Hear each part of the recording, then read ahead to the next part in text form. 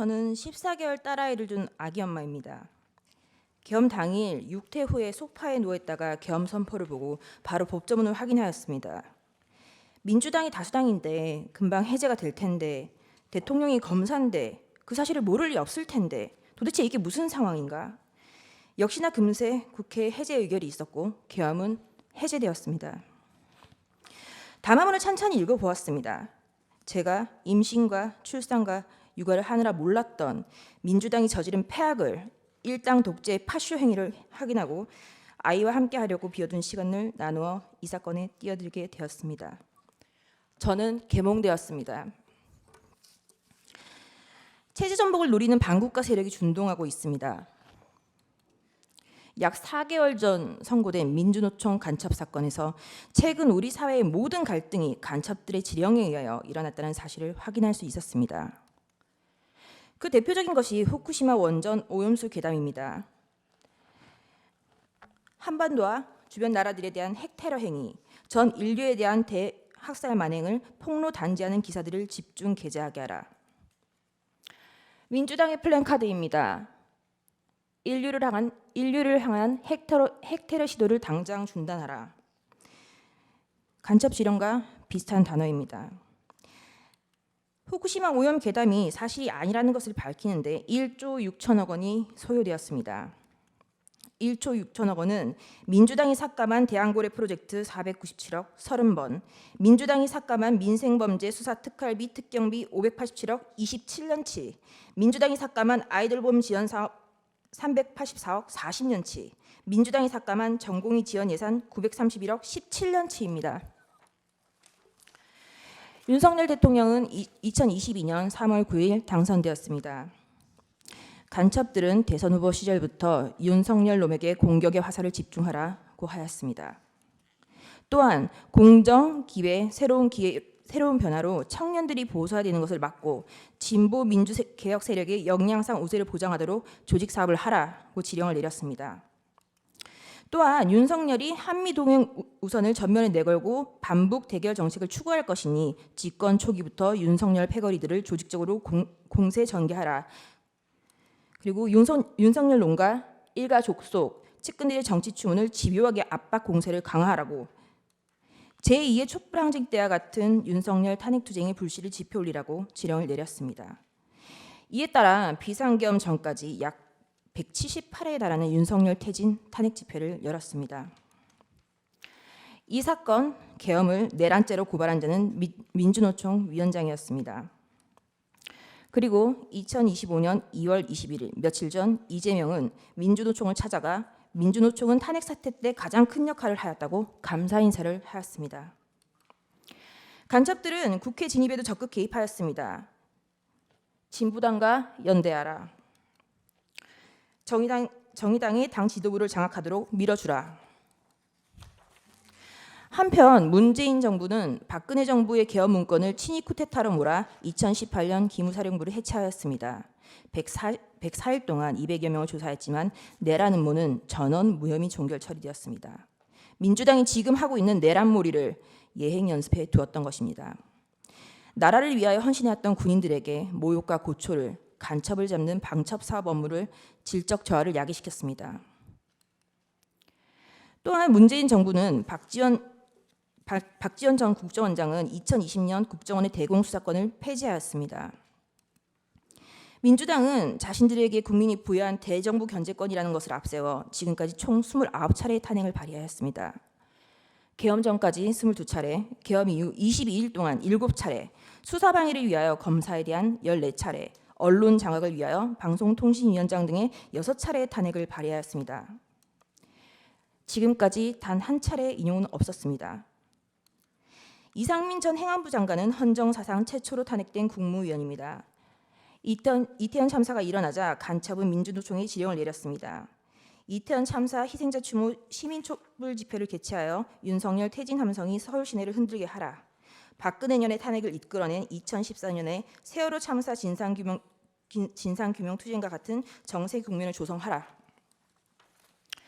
북한이 지시를 내린 구호는 국민이 죽어간다. 이게 나라냐. 퇴진이 추모이다. 입니다. 그 구호는 실제 사용되었습니다.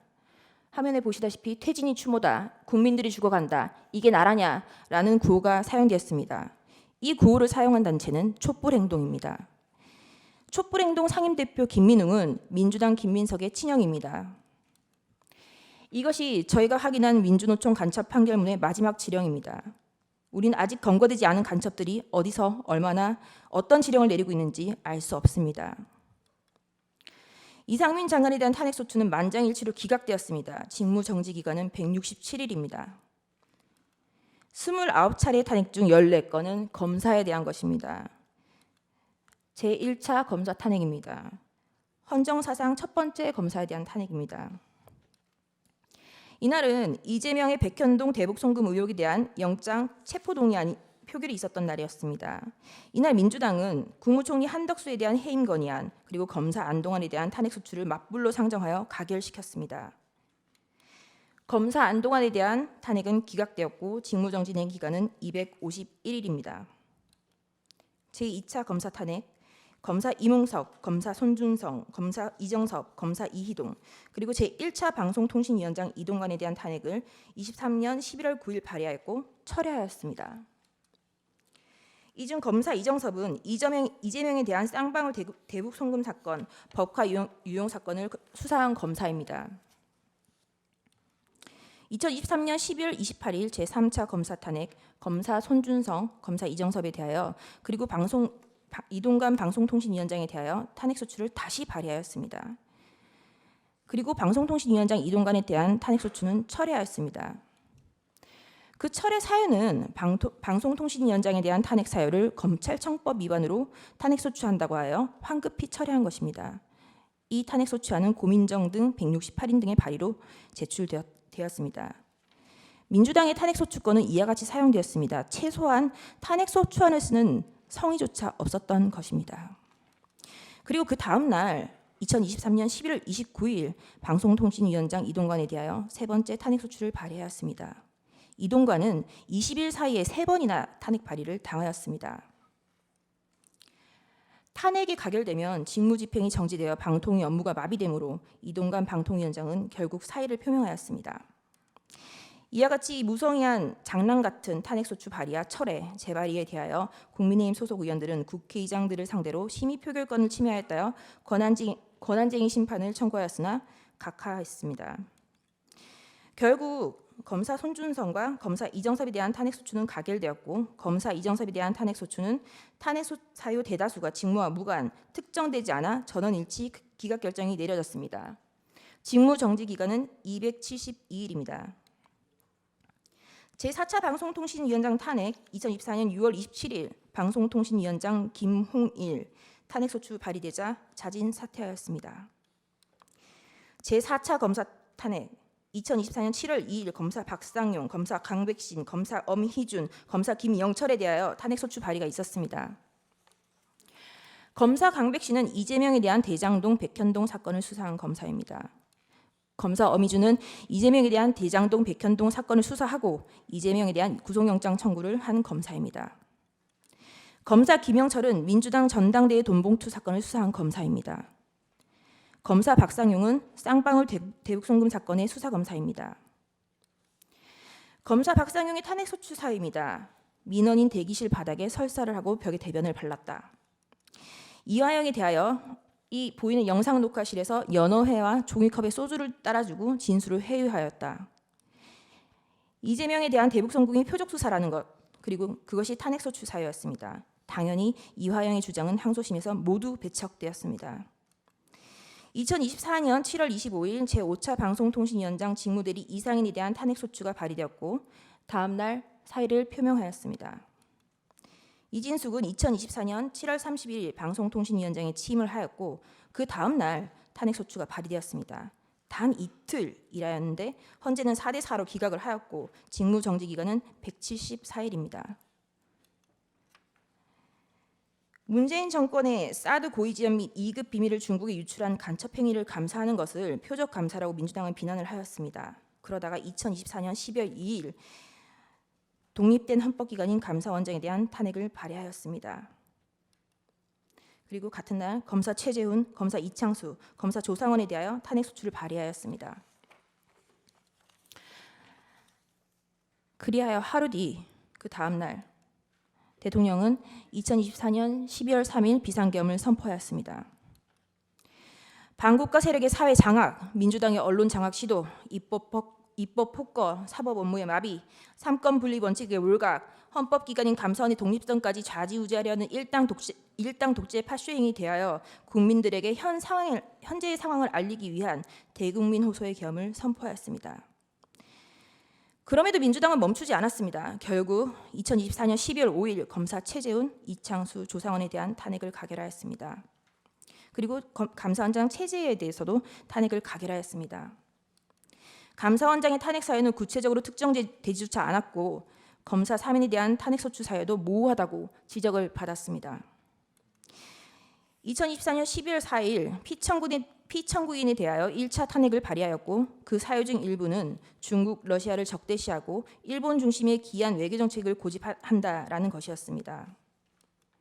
2024년 12월 7일 4시간이 넘게 기다렸으나 정족수가 미달되었고 민주당은 계속하여 이상민 행안부 장관, 박성재 법무부 장관, 김영현 국방부 장관, 조지호 경찰청장에 대하여 탄핵 소추를 발의, 결국 이상민 장관은 사임하였습니다. 대통령에 대한 탄핵이 쉬이 이루어질 것 같지 않자 한동훈에 대한 체포설, 정치인에 대한 체포설, 판사에 대한 체포설이 난무하기 시작하였습니다. 2024년 12월 12일 대통령에 대한 두 번째 탄핵 소추가 발의되었습니다. 그리고 체포설만 가지고 부족하자 2024년 12월 13일 김어준이 한동훈에 대한 사살설을 터뜨렸습니다. 우리는 모두 이 뉴스가 이제는 가짜인 것을 압니다. 결국 2024년 12월 14일 대통령에 대한 탄핵 소추가 가결되었고 헌법재판관이 임명하지 않는다는 이유로 한덕수 국무총리를 탄핵하였습니다.